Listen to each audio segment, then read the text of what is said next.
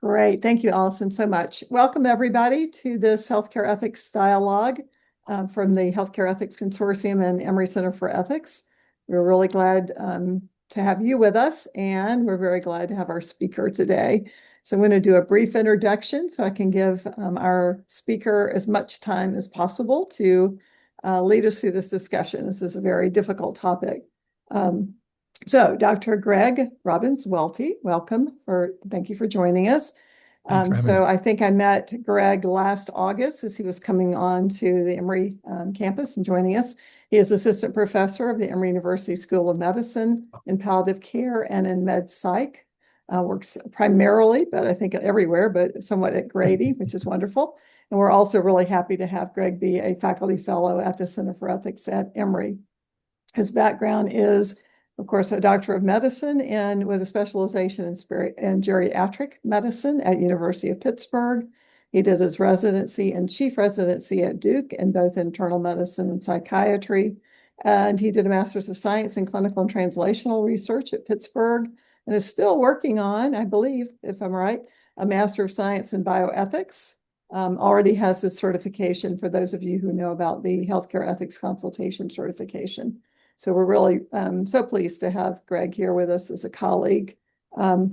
His talk today, a very difficult one on patients with lethal or near lethal suicide attempts and the ethical considerations in palliative care involvement related to that. So with that quick introduction, I could say much more. I'm going to turn things over to our speaker. Oh, thank you so much, Kathy. I'm so grateful for that really kind introduction and just for the opportunity to be here with you all. Thank you so much for taking this time out of your Monday afternoon to hear about an uplifting topic with me today. I thought that I would start by sharing, first of all, an anecdote that the first time I prepared these slides, it was actually around the holidays. And when I was sort of editing the slides for our talk today, I thought to myself, I could take the Santa references out, but I'm not going to.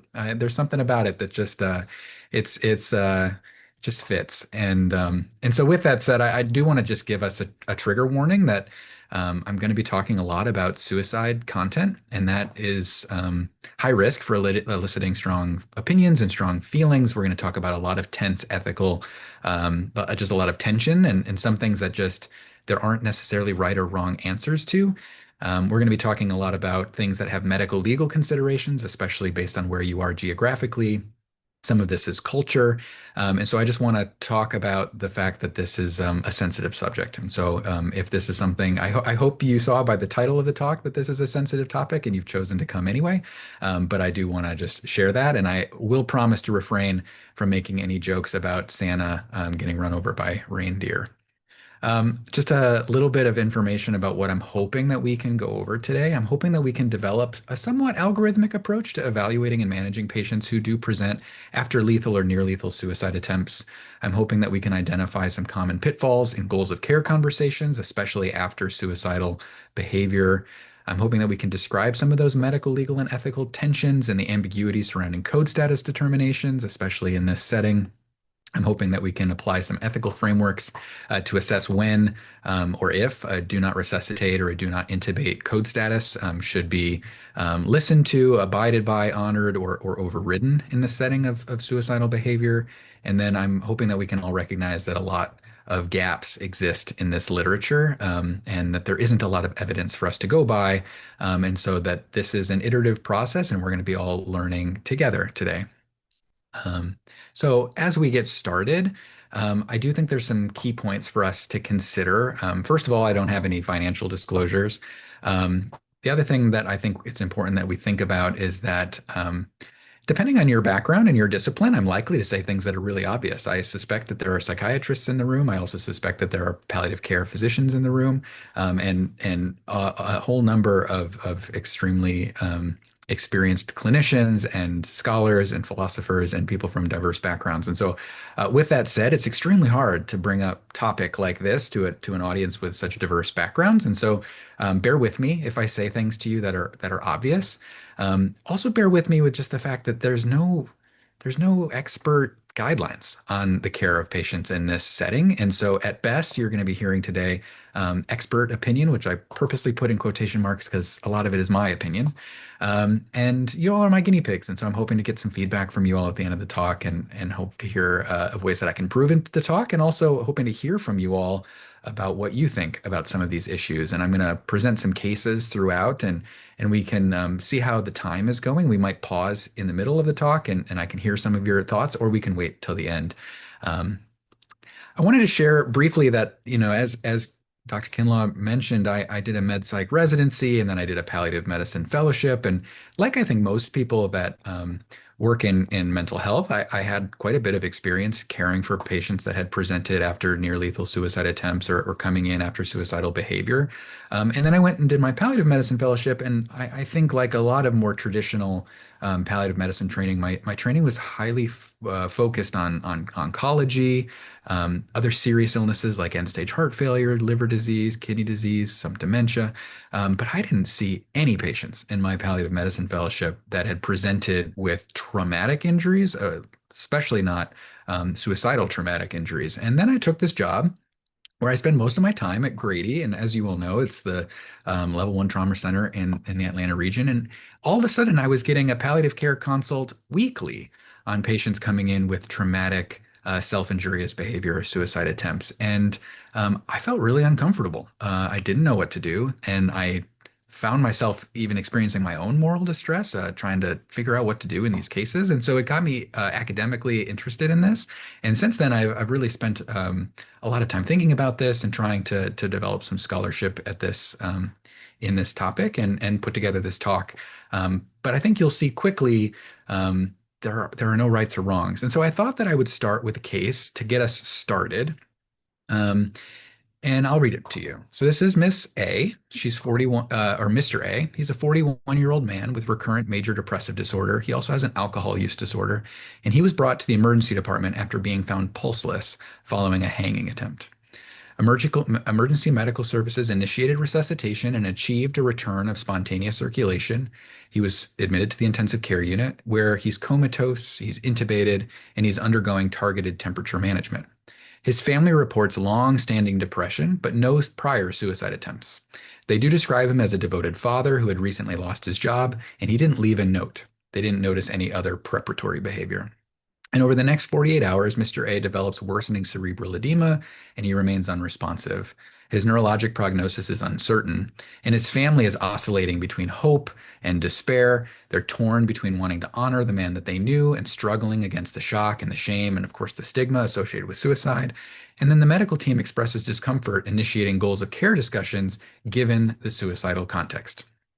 And so I wonder, we can sort of reflect to ourselves, but I'm wondering if you've ever seen a case like this.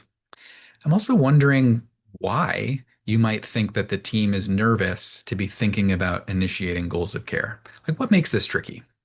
I suspect you might be thinking that it's tricky because of things like the prognostication is uncertain. We're not really sure what the future is going to look like for Mr. A. I suspect you're thinking that there's challenges here with how do you even assess goals of care or values amidst a suicidal crisis.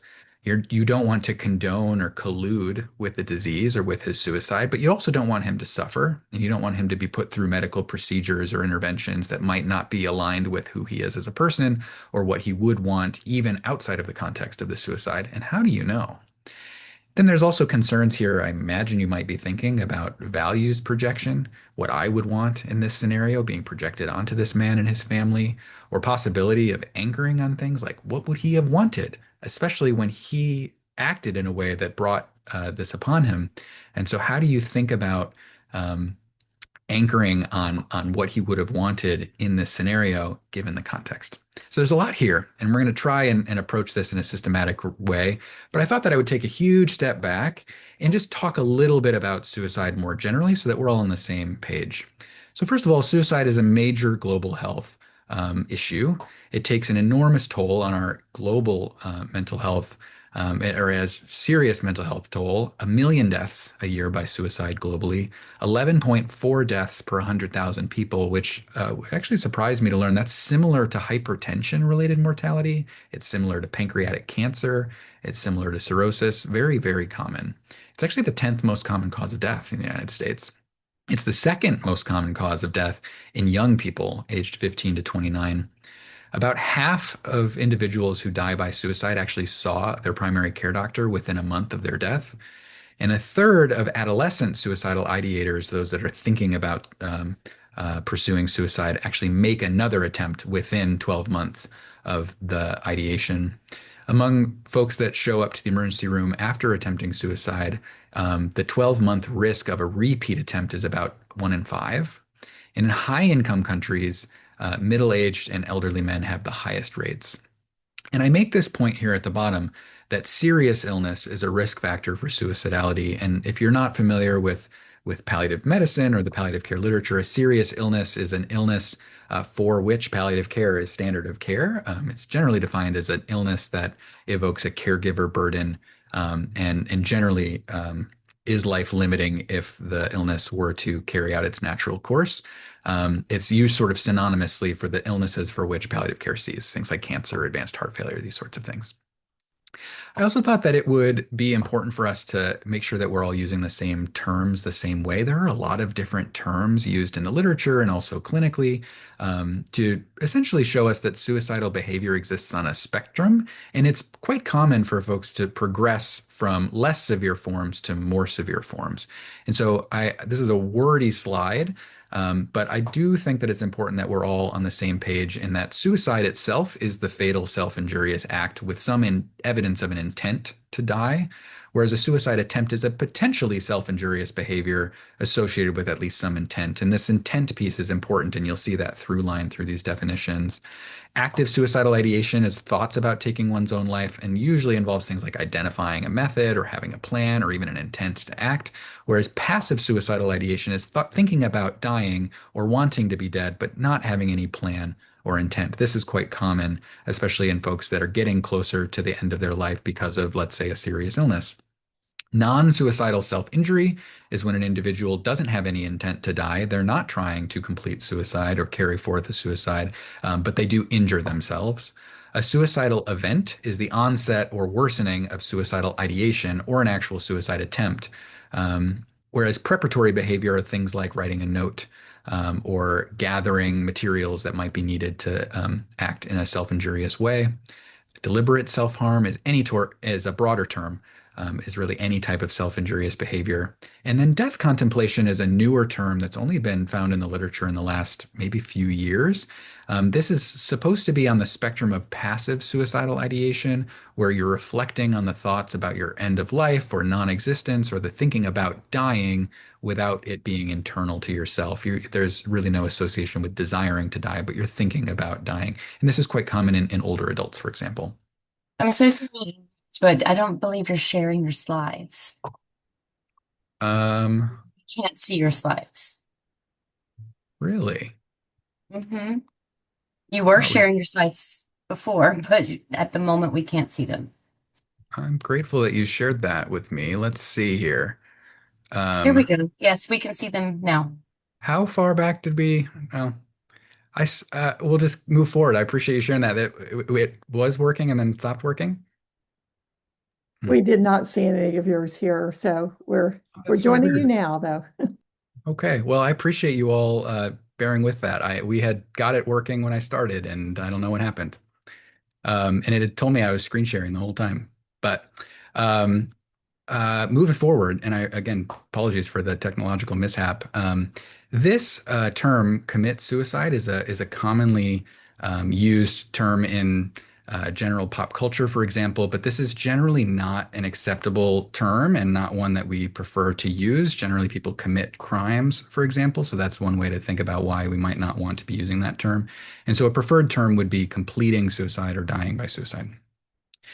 And here's an important slide. I'm glad that you can actually see it. But this is a slide that just recently came out in a New England Journal review on precipitating factors for suicide. And It's a busy slide, but what I'm hoping that you can take away from this is that you can see that the actual act of suicidal behavior, being in the top right corner in yellow, that's the completed suicide. And before that, you have suicidal behavior, and before that, you have suicidal ideation. And you can see here that there are a lot of proximal, developmental or mediating, and then even distal or predisposing factors that ultimately lead to suicidal behaviors or suicidal acts. And I don't wish to read this entire slide to you, but the takeaway is that suicide and the factors that contribute to suicide are quite complicated and are relatively well studied. There's a pretty robust literature base around preventing suicide and thinking about some of these factors and what are editable and changeable, what are dynamic versus static risk factors for suicidal behavior. Another point that I think is important that we bring to the surface, because I think there's an undertone of this in a lot of what we're going to be talking about today, is a classic philosophical question that humans have been arguing about and thinking about for literally thousands of years.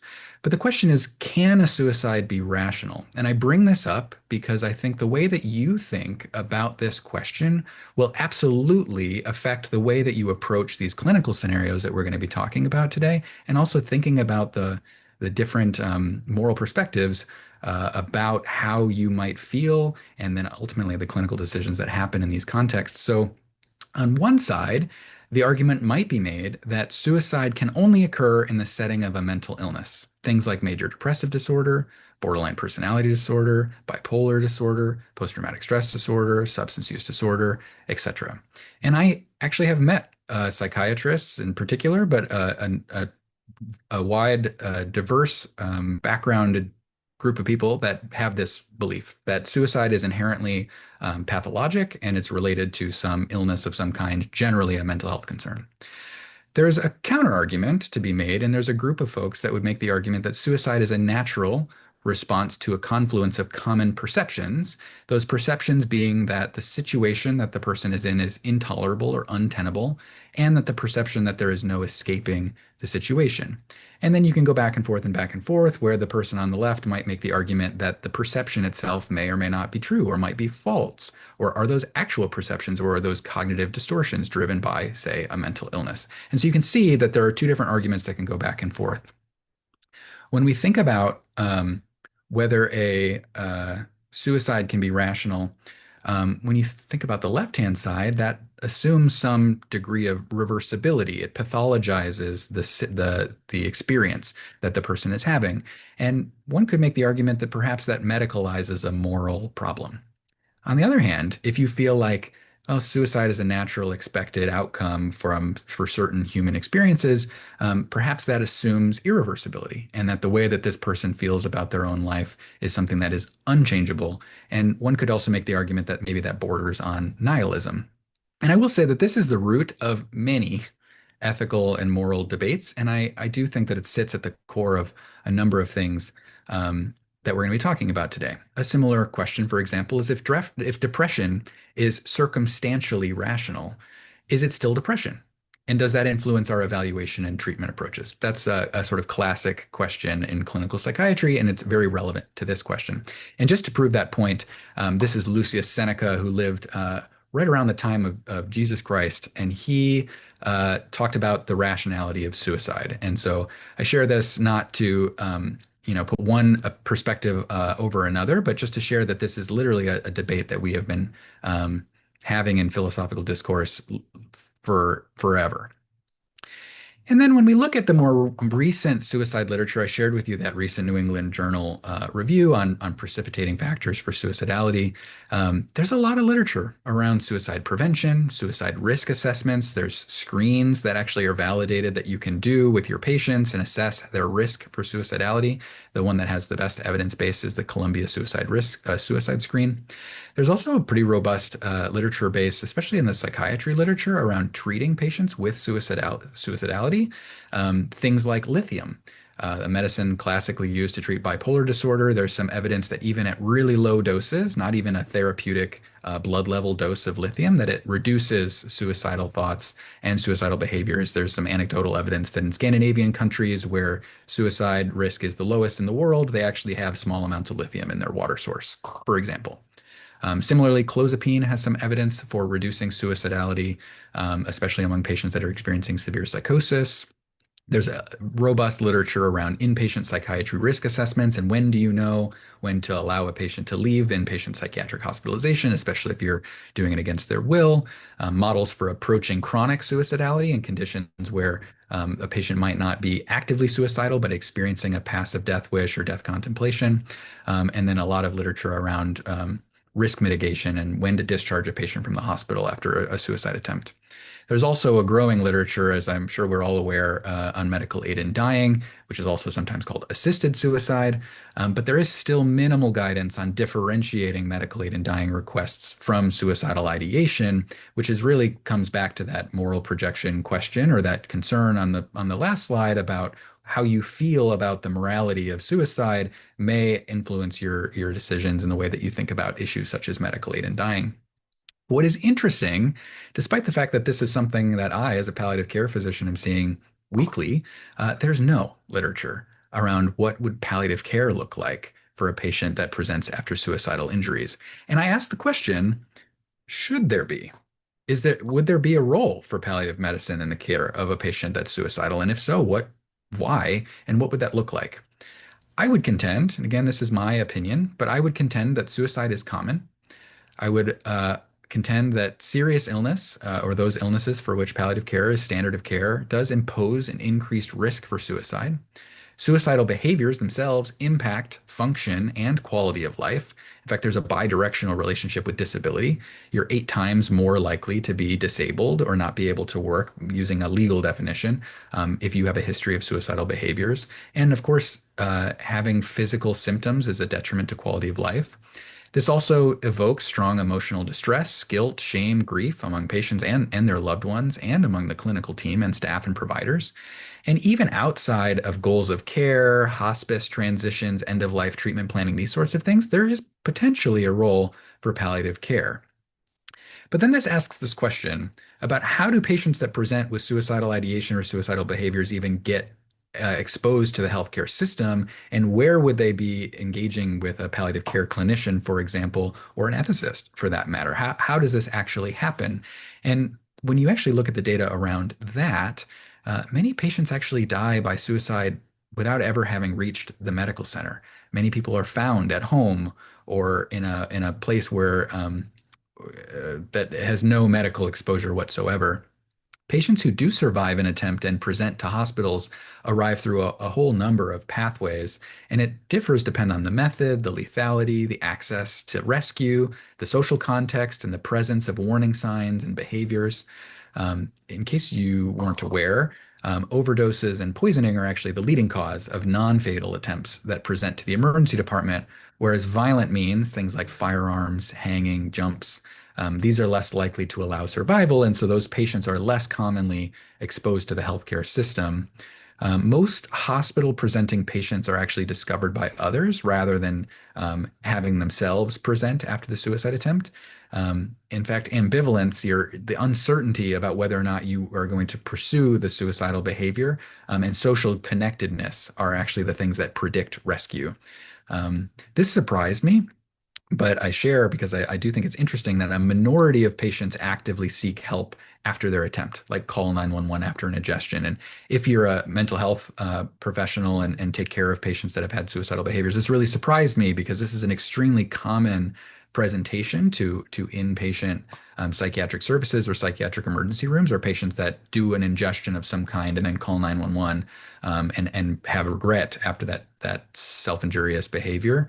And that's actually a very, very, very small minority of patients that act that pursue suicidal behaviors or suicidal acts. And so I was surprised by that, just given my own clinical experience and my own anecdote of just having seen a number of patients that had sought help themselves. And so I share with you all this algorithm.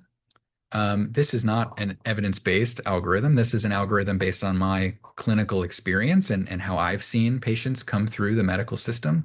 And I would love to just spend some time going through this algorithm and then taking some off-ramps when we get to different sections in the algorithm and talking about some of the core ethical tensions, as well as some of the clinical and practical aspects to think through while we're taking care of patients in this context.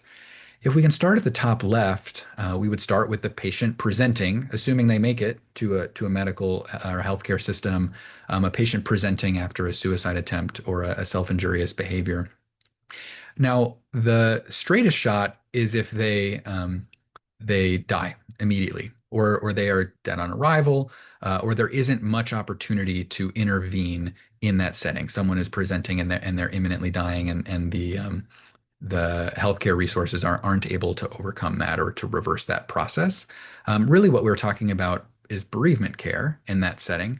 Though I do think that there are things to think about, things like this is treated like other traumatic deaths. You need to anticipate acute grief from the family, that this is going to be an acute shock and a particularly emotionally volatile moment for those family members and the loved ones. And so approaching this with grace and compassion and using skills on how to deliver bad news to families and next of kin. I think it's interesting to think about this is that if a patient presents after a suicidal act and is successful in that act, psychiatry colleagues and mental health professionals are unlikely to be involved at all. And also, from a palliative care perspective, hospice enrollment is also very difficult or unlikely.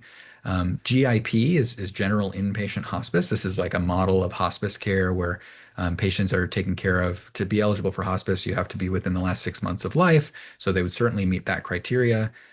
GIP hospice is when hospice is delivered in a hospital setting because patients have so many symptoms, let's say, that they can't safely be at home or in a nursing facility. And so sometimes we can admit patients to hospice even at the hospital, but that process can take some time to get consent forms signed and these sorts of things to get the patient enrolled in hospice. And even that is very unlikely to happen in this setting where the death is so acute and there's often chaos in this sort of situation. And so there's very little role for psychiatry or palliative medicine in this context, though I think it's helpful to think about. On the other extreme, if we can walk back through this algorithm, we can look and see how a patient might end all the way up to the right-hand side, which is the patient gets to or experiences psychiatric stabilization, where they're actually being taken care of generally by an inpatient in-hospital psychiatric team. And you can see that the way that they often do that is that the patient would present after the suicide attempt and then go right on this algorithm. They would be medically stabilized. And then after medical stabilization, they would then be transferred and receive mental health care. This is more common in a patient that perhaps has a low lethality suicide attempt, or there's an uncertain but relatively favorable prognosis. And just talking a little bit about medical stabilization as a bridge to psychiatric treatment, it's important to be aware of that the average inpatient psychiatric unit has extremely limited medical capacity. Patients generally need to be able to walk, eat, communicate, generally cannot have things like IVs, supplemental oxygen, very normal, relatively low level for an inpatient medical hospitalization. Medical interventions are not safe and can't be given generally in inpatient psychiatric perspectives. And so therefore there's a high bar for medical recovery before a patient can actually get intensive psychiatric help. And that can mean a long road ahead, a long hospital stay, especially on a medical unit or an intensive care unit before they even are eligible or going to receive psychiatric care. There may be a role in this setting for ethicists, for clinicians of various disciplines to think about things like advocating for treatments, especially towards restoration. I'm thinking things like a patient presenting in a Tylenol overdose with liver failure. Perhaps there's an argument to be made for the role of advocating for things like transplant evaluations. And then there's certainly we could give a whole other talk on the ethics of involuntary commitment, especially on a medical ward. You might be thinking about things like symptom management, and those are largely going to be driven by the underlying etiology. You might be thinking about things like making sure that the patient has itching medication if they're in liver failure or experiencing shortness of breath. You might also be worried about withdrawal syndromes, and I include this just because this is a common precipitant to suicidal behavior is substance use. And often people don't present immediately in withdrawal. Withdrawal sometimes happens days later, and so it's something to think about and always have on your differential and when you're thinking about patients presenting with suicidal behaviors. So those are the extremes. We've talked about a patient presenting immediately and succumbing to their illness. And now we've also talked about what can happen sort of in the best case scenario where the patient presents, they're medically stabilized, and then receives psychiatric treatment, often in a restrictive environment like an inpatient psychiatric hospitalization. And what I'd like for us to spend the majority of the rest of our time today talking about this sort of circle in the middle of a lot of tense ethical questions and a lot of uncertainty here in the middle. And so zooming in, thinking about medical stabilization and thinking about time-limited trials and code status conversations. And to illustrate this point, I'd love to share with another case with you. I didn't say this at the beginning, but I'm going to say it again. These cases are actually real cases that I've seen since I've been here, actually at Grady at Emory. And so I share these are real patients that I've seen. So this is a 78-year-old woman. She has a history of COPD, atrial fibrillation, chronic pain, and a long-standing depression. She's brought to the emergency department by EMS after being found at home confused and vomiting next to an empty bottle of lorazepam, which is a benzodiazepine or a sedative. EMS, or the Emergency Medical Services, reported fluctuating alertness. During her transport, she's confused. And on arrival, she's now somnolent. She's arousable, but she has shallow respirations and an increased work of breathing. And her oxygen saturations drift downwards despite giving supplemental oxygen. And when the staff search her belongings, they find a brand new, newly completed do not resuscitate form dated the day prior, naming her neighbor as a surrogate and stating a preference for no intubation under any circumstances. And so I asked you the question to think to ourselves while you're thinking about this case, would you intubate? And if so, why? And if not, why? And I think what's even an sort of next level thought about this case is what do you think are the most salient features to consider? Like if you started to change some of the details of the case, could you convince yourself of a different outcome? And so what I've done and what I thought I would share with you all is highlighted a few of the most salient factors that I think about when I'm thinking about this case. And so we can think about this together. So this is a 78-year-old woman. Would her age change things? If she were 20, would your decision be different? It also says she has long-standing depression. So would this be different? Or would this change your prognosis or your idea of reversibility if this was something that she'd only been experiencing depression over the last few days to weeks? It looks like she was brought in by Emergency Medical Services and found at home. Would it be different if she called 911 herself? Would you think that this was perhaps more attention seeking or a lower lethality attempt? Or is the fact that she was brought here involuntarily and she didn't wish to be found, does that change the way you think about this? She used lorazepam. Does that change your prognostic consideration? It's less likely to cause organ dysfunction than perhaps some other medications. And there's also an antidote to lorazepam called flumazenil. So it is potentially reversible in that you could give this agent and reverse the overdose.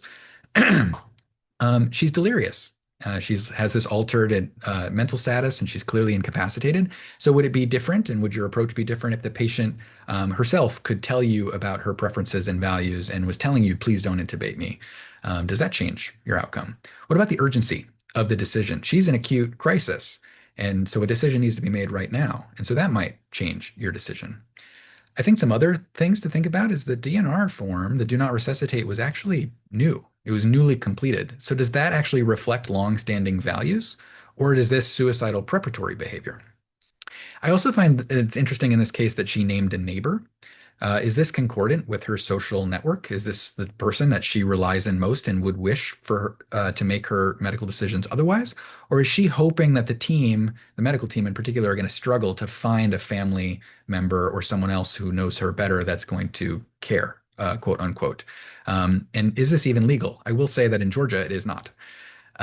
There's also the difference between a DNR, a do not resuscitate, and a do not intubate. Those are two different statutes. Those are two different code status considerations, and one is reversible. The DNI, you could intubate someone and then extubate them, whereas if you don't resuscitate someone who has already died, they will stay dead. And so each of those have their own risks and benefits to think through. So surely you can see how ideas around morals, your concept of rational suicide, different perspectives on suffering, risks and benefits of interventions, all of these things will influence the way that you act in this case and how you think through all of these different themes. And it's also important, I think, lastly, to just think about how hospital and state jurisdictions will also dictate some of these decisions. Then we're talking about, we've talked about a patient presenting, and now we have to make a decision of what to do. Do we intubate? Do we not intubate? And let's say that we intubate.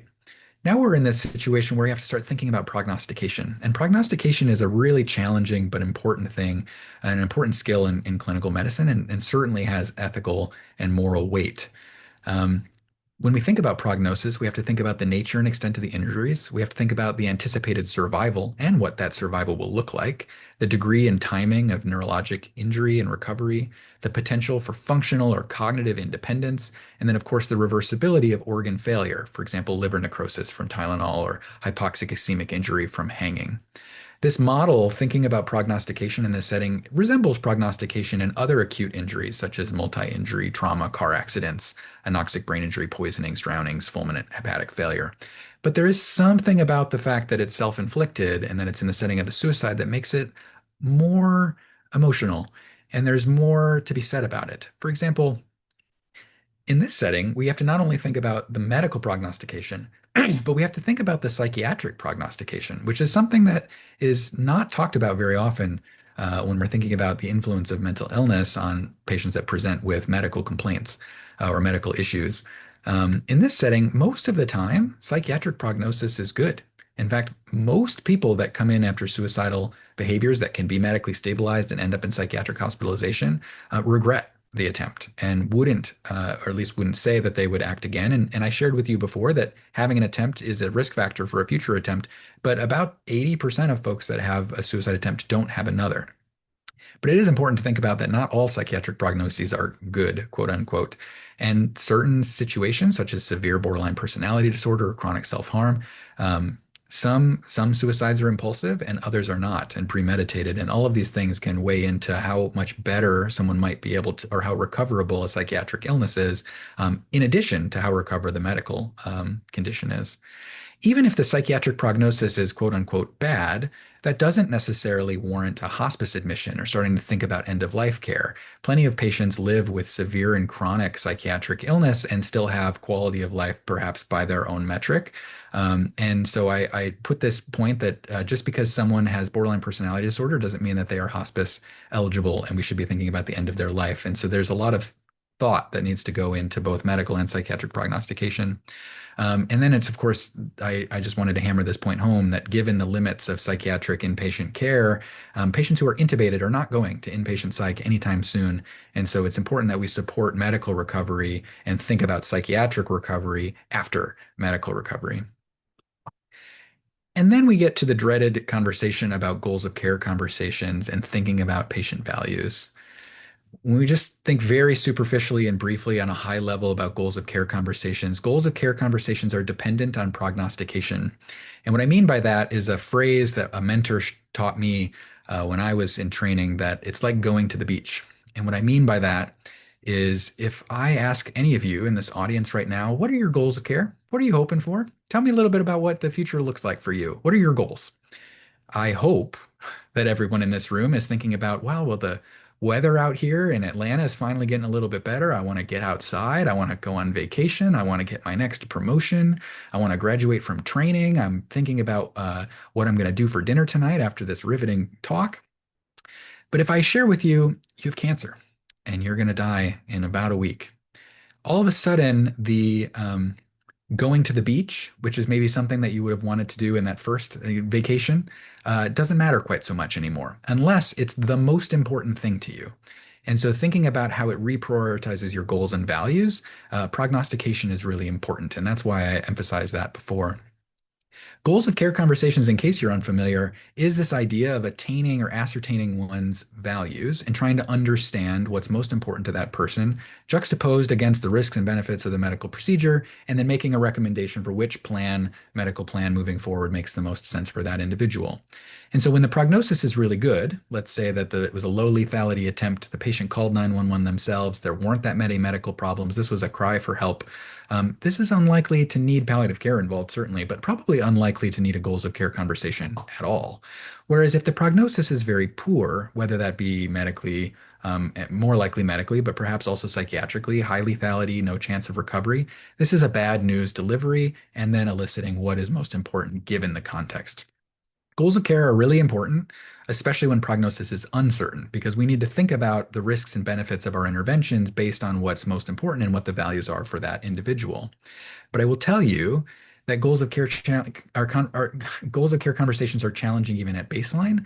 But in the setting of suicidal behavior, how do we assess values in someone who supposedly or potentially we could think had already deemed that their current quality of life wasn't acceptable, that their values were already aligned with ending their life? And so, how do we think about interventions in a risk benefit calculus way in that setting? And really, it's a challenge of finding what the minimally acceptable quality of life would be. And you have to worry about things like value projection, like I wouldn't want to live in this state, or anchoring on what the patient would have said while they were under the influence of presumably a mental illness, or while they were having those suicidal thoughts. Some families might also even find it easier, quote unquote, it's not easy, but easier to live with the idea that this was a suicidal death rather than seeing their loved one be put through medical interventions, prolonged hospital stays, and ultimately the patient succumbing to that illness further down the line after having experienced medicalization. And this is where you get this moral and ethical tension where are we going to force value discordant treatments or are we going to collude with the disease? And there's really no good answer in this scenario. And ultimately, medical and functional outcomes from suicide attempts, even that might be misaligned or not values aligned, even with a pre-existing value, regardless of whether or not this is survivable. If someone I recently saw a patient who had a self-inflicted gunshot to the abdomen, and they were going to not be able to ambulate anymore. And that person was sharing with us that that was not a quality of life that they would find acceptable, regardless of the fact that they had presented with the injury being self-inflicted. And so this raises these questions of, is it possible that not pursuing medical interventions is values aligned, even in the context of a mental illness? And this is a very challenging situation. I share this to show you how these things can fall on a spectrum between do all the medical things versus don't do any medical things. And grief, for example, could make you choose either of those things. You know what else could make you choose either of those things? Value projection. If you, the clinician, feel like this is a state that you wouldn't want to be in, or you feel very strongly that you don't want to collude with a disease, you might actually influence the decisions that are happening here. And then similarly, these questions that I'm alluding to, like this patient wouldn't have found their new quality of life acceptable, but they also didn't find their prior quality of life acceptable due to the influence of suicidality. How do you think about these two thoughts? There are these potential values on this spectrum that could also be influenced by the way that you feel about the morality of suicide. I'm going to finish this up with another case. And then I want to get to some questions. We have a 42-year-old man with a history of recurrent major depressive disorder, financial stressors, and a previously stated ambivalence about living is brought to the trauma bay after a self-inflicted gunshot wound to the right temple. Emergency services found him breathing spontaneously but unresponsive with a GCS of 5. CT imaging shows extensive right frontal injury, scattered interparenchymal hemorrhages, and cerebral edema, but no brainstem herniation. And neurosurgery performs an emergent decompression and places an external drain. Over the next 2 days, he remains comatose and intermittently posturing. The prognosis is described as highly uncertain. Survival is possible, and meaningful recovery can't be ruled out, but persistent cognitive and functional deficits are nearly guaranteed. And the team agrees that a prolonged ICU course and multiple life-sustaining interventions are going to be needed, including tracheostomy and PEG, if the goals are consistent with life prolongation. And at the bedside, the family is distraught. They describe him as a private, proud, and deeply fearful person of becoming dependent. They report he once said during a depressive episode that being disabled would be worse than dying for him. But they also recall periods of recovery from past crises, and they cannot tell whether those prior remarks reflected his enduring values or his depressed cognition at the time. And different family members interpret his statements differently, and there's no advance directives. So I encourage you all to think a little bit about what you might find yourself thinking about or doing in this clinical scenario. I just want to end with a couple slides here thinking about what if we do find ourselves in a situation where we have decided to perhaps withdraw life-sustaining treatment or pursue with end-of-life care? There are a lot of medical legal considerations and things to think through in this setting. So very briefly, withdrawal of life-sustaining treatment in this context is ethically permitted in certain circumstances, and I want to share with you what the literature would say about this. First of all, it would be permitted if the medical injury is irreversibly life-limiting. The family understands the prognosis, which is contingent on you understanding the prognosis.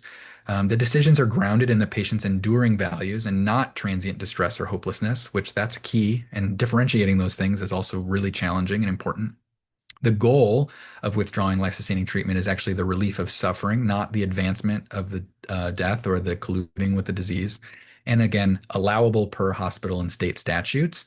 This is a situation where I imagine you're going to be calling Dr. Kinlaw. But no less, clinicians and families are going to experience significant emotional strain during these decisions, and interdisciplinary support is essential. I just want to make a last point about hospice care, which again can be delivered in different settings and is generally the gold standard in the United States for caring for patients in the last 6 months of their life. Hospice is not going to admit a patient for their admission diagnosis being suicidal behavior. Hospice is not going to collude with a mental illness or allow patients with mental illness to end their own life, but they will if the medical sequelae of a self-directed suicidal behavior has led to one being imminently dying, certainly from the complications. And in this setting, you would be likely thinking about things like taking care of that patient in the hospital, and thinking about withdrawal of life-sustaining treatment in a controlled and supportive environment where symptoms can be managed. And you're going to be thinking about various things that I think are beyond the scope of this talk, but thinking about the etiology, the prognosis, the timing, the symptoms, and making sure that the patient and their family are supported through that transition if that's where things go. So I say all of that to say, here's my Santas again. This is I really appreciate you all sticking it out with me, and I'm really excited to answer some questions. And if you would be so kind, this is a QR code and an opportunity to give me some feedback on this talk. I would love to hear from you in ways that I can improve it. And I certainly would love to hear from you all now with a Q&A. And I am grateful for the opportunity.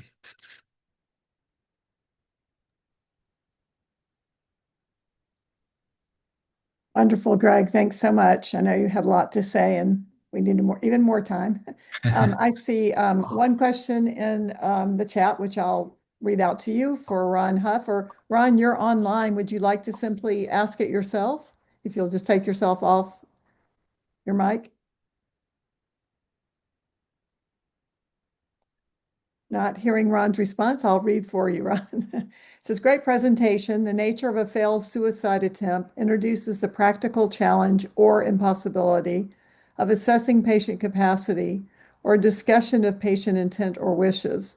From an ethics guidance perspective, I think the initial goal of immediate emergency intervention following a suicide attempt is to restore the patient to autonomous functioning, which requires resuscitation and treatment.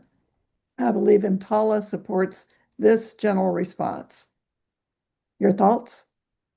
Yeah, I don't disagree. I think this is something that well, first of all, I wholeheartedly agree the challenges of assessing decision-making capacity and assessing values and assessing the enduring spirit of whether this behavior actually is a representation of enduring values or whether it's transient distress, or all of these things are very challenging to do. And sometimes you do find yourself in a situation like some of the ones that I shared with you, where an emergent medical decision needs to be made.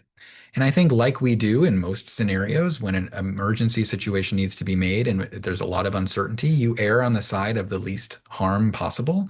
And I would argue that the least harm in most of these scenarios is probably life continuation, doing the medical intervention that saves the person's life, at least transiently, and give some time to clarify the situation and to get some of these answers. I don't think that would be, I think that would be ethically justifiable. And I would say that we live in a state where the EMTALA, for example, and our medical legal considerations are a little bit clearer about this, whereas in other states, they're not quite so clear. There have been situations where not abiding by an existing do not resuscitation has led to lawsuits. There are states actually where if you did allow the patient to die from their suicide, you can actually be found liable for aiding and abetting a suicide as a medical practitioner. And that's not in Georgia, but no less, I've been working on this project where I'm looking at all the state laws and in this sort of context and trying to summarize that data. And the laws vary dramatically. And so I think consulting with your legal experts and your ethics experts in your local area, which we're all here in Georgia, no less. But if you were to go practice somewhere else, it's not quite so cut and dry depending on where you are. But I am so grateful for the question and or the comment, and I agree. That's great, Greg. And I'm encouraging people to put things in the chat or also just raise your hand and we'll call on you to speak up as well. In the interim, while we're waiting, Greg, I'd love to just hear your thoughts about um, how do we think about moral distress for providers during this time? And I'm thinking both about perhaps, we have a patient who's in near suicide, and the family's refusing life-sustaining treatment, but the team feels like it's a survivable injury and they're caught, right? So they're going to now participate in something that they're diametrically opposed to themselves from a value perspective. Any thoughts? Yeah, thanks for giving me the hardest question in the world, Kathy. I appreciate that. No, it's true. You bring up such an important point. I think situations where the clinician feels like there's a clear right path forward, and then the patient or the family disagrees with that plan forward is a recipe for moral distress in all circumstances. And then you amplify that by God knows what amount in the setting of suicidal behaviors, because this has such deep-rooted cultural, moral, religious, spiritual, there's just so many dynamics here. People have very strong opinions about suicide and about mental illness and about agency, and it raises all of these questions about autonomy and beneficence and non-maleficence and all these standard, ethical questions and moral questions. I think in the same way that we might approach a less fraught case, like an AMA discharge, an against medical advice discharge, where the clinician is really distressed because they want to help this patient and they know that the right path forward is X and the patient wants Y. Debriefs are so important, providing space for that clinician to be able to voice those concerns, approaching them with curiosity and respect, trying to build a community, a moral community, and allowing a space for that. In a scenario where there might be information that needs to be given, I think that's also an important point. This reminds me when I admit patients to hospice, I often have to pull a nurse aside, for example, and give some guidance and say, like, at one point, one dose of Dilaudid that you give is going to be the last dose of Dilaudid that you give, and that patient is going to take their last breath. And it isn't because you gave the Dilaudid. This is a dying person. They're going to die with or without you, and with or without the Dilaudid. This is something that we expect to happen. I just want to give you that warning. I think you can be compassionate and provide information and guidance in that way too, especially if you're running the team. And I think checking in with those that might have less experience, like the learners, for example, and making sure that their voice is also heard. Um, I don't know. This is like a classic issue: is how do we prevent and sit with moral distress? And I think this scenario just amplifies at times by a lot. So those are my rambling thoughts about it. What a good ramble, thanks. And a very different kind of case. I mean, again, it's one thing if you feel like the family is ready to not allow life-sustaining treatment to continue, and you have those reactions. But I remember a case from Texas, and this was a patient who was in prison on death row and tried to commit suicide and it was not effective. And Mm, so the patient came to the hospital. I know this sounds a little bit far-flung, but it's an actual fairly well-known case. And that then the providers there were faced with trying to save this person's life, knowing that literally he was on death row and expected to, be killed within a short period of time. So a very different kind of do we save someone's life when we know we're then sending them you know, to execution. So I don't know if you have any additional comments there. yeah, the most complicated cases I've seen in my career have always been cases that have something to do with the incarceral system. There's whole other dynamics at play there. But I think another point that you're raising is what if this occurs in the setting of a limited prognosis due to something else? And it's actually not uncommon for folks to proceed with suicide while enrolled in hospice, for example, or that are at the end of their life. And so if someone has a limited prognosis anyway, you expect them to die of natural causes, let's say in a month.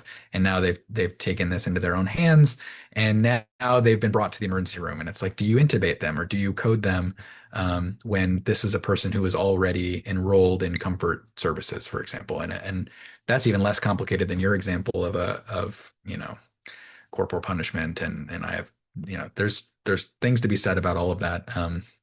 It is extremely complicated. And I think the way that I think about that is I think that that's a moral factor that should be considered when we're thinking about what we ought to do. I think in the same way that I brought up that case where, they're 78 versus they're 20, or they just completed the DNR yesterday, or they've had it 10 years. Those are important points. And I think the incarceral system, the future that's going to happen, I think those are all important things to think about. Yeah, I really like your, though, sort of analogy there to something that's much more common, and that is in the face of terminal illness, whether one might make the attempt there. Mhm. I also see Kevin Walk has in the chat, he recalls a case of contemplating withdrawal after suicide attempt where the family was worried about whether the death certificate would say and whether it would negate life insurance benefits. Yeah, I don't actually know the answer to that question, whether it Yeah. would or not. I think generally, uh, death certificates say whatever the doctor wants them to say. I've seen them say things like respiratory failure, but I think I've also seen them say things like cardiac arrest due to hanging, suicide, these sorts of things. Mhm. So, I think it depends on what it says. I don't know anything about the life insurance thing. That's an Yeah. interesting It's point. a very interesting additional factor sometimes. And then are there particular tools or frameworks that you use for death disclosures for families of patients after suicide? Yeah, that's a great question. I grew up in a system that taught what's called Vital Talk, which is a very specific communication training style and program. There are a lot of different ones.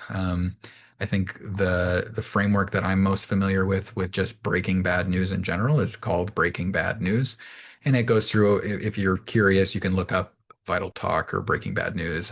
There's sort of structured ways to do this, but you got to make sure that the environment and you're sitting down and that all the people that need to be there are there, and you say in a concise and compassionate way, and you expect emotion. You don't say too much. You give a brief headline. There are strategies for this. In my experience, delivering the news of a suicide isn't different than telling a patient they have cancer or some other really difficult news. But I do expect more emotion because there's a shame aspect to it that isn't quite as prevalent in other bad news scenarios. And I think it hits families. The guilt hits them sooner, harder, faster. And so expecting a lot of emotion and sitting with that is not easy. But that's how I personally generally approach things in the frameworks that I've used. But there are many, and I endorse Yeah. it just because that's what I'm familiar with. Yeah, I've been very impressed with Vital Talk in general as well. Um, I'm going to ask, there's one more question or a comment here, and then I want to ask you one other question, and then we'll be sort of at the end of our hour, maybe a little bit over for those of you who are willing to stay. So the next one is, how do you support families in making decisions around DNI and DNR after suicide attempts? You spoke to that a little bit, but yeah. Yeah, I might give another hour-long talk on that one. I mean, I think evoking a DNR and a DNI in any scenario can bring about big feelings. So I think sitting with that and being ready for that is normal and to be expected, and it's just amplified in the setting of a suicide attempt. I think normalizing it, I think making sure that they have the most up-to-date and accurate information and prognosis, making sure that they are all understanding that they're not colluding with the disease, but they're in fact, honoring their loved one and doing what they would have wanted in a state of mental clarity, and sitting with those hard feelings. It's a lot of hand holding, literally. Yeah. But there's no right or wrong. Doing it, sitting with it, and supporting them is doing it, sitting it, and supporting them. That's you just do it. Yeah. It does bring a different kind of perspective to people, probably after a suicide attempt as I struggle with that. But yes. And then my last question will be I know there are a number of people on the screen who are working in the area of ethics, clinical ethics. So I'm just curious in your experience, both in palliative care and psychiatry and internal medicine, but how do we think about the ways in which palliative care can work closely with ethics when we're, encountering this? Have you seen some models that are particularly effective? In this setting, I haven't because there's literally never been a paper written about palliative care's involvement in these cases. And I'm hoping there will be one soon because I'm going to try and turn this talk into a paper. Um, so I don't think that there's any like standardized approaches. I think that um, one of the challenges is I see this even in the psychiatry world, getting palliative care involved in a case, even if it's not an end of life scenario, can be seen as giving up, or, palliative care seen as like the hospice team. I walk down the halls and I think people see the Grim Reaper sometimes. And I think trying to sit with that, knowing that, preempting that, and working with your colleagues and showing that like there's a role for palliative care to sit with the feelings, make sure symptoms are being managed, trying to provide support to the family or the patient if they're awake, and eliciting values, I think is real value regardless of whether the outcome ends up being hospice or end of life care. I think there's a real role there, and I think there's a real role for ethics too, especially when we're talking about the moral distress that this is going to raise for the entire team, and making sure that we're doing right by the patient, the family, the hospital system, that, the medical legal considerations, all of these things I think are going to be really um, valuable. And there's just opportunity to collaborate, I think, between psychiatry primary team, the surgeons, the ICU team, the family, the ethics team. Um, there's just there's a need for this to be interdisciplinary. There's a chaplaincy. Um, we really need to work together. Wonderful. Yes, I agree. So when you write your paper, maybe we can write a paper together about the Let's do it. ethics models too. Listen, Greg, thank you so much for your time and for your excellent review. I don't know if you're willing to share your slides if people ask for them, so think about Sure. that and let me know. But if people have questions, you've already given them a QR code and a way to get with you. But we want to thank everybody for taking the time to join us, and we'll look forward to seeing you all hopefully in the future with other dialogues as well. So thanks so much. Thanks for having me.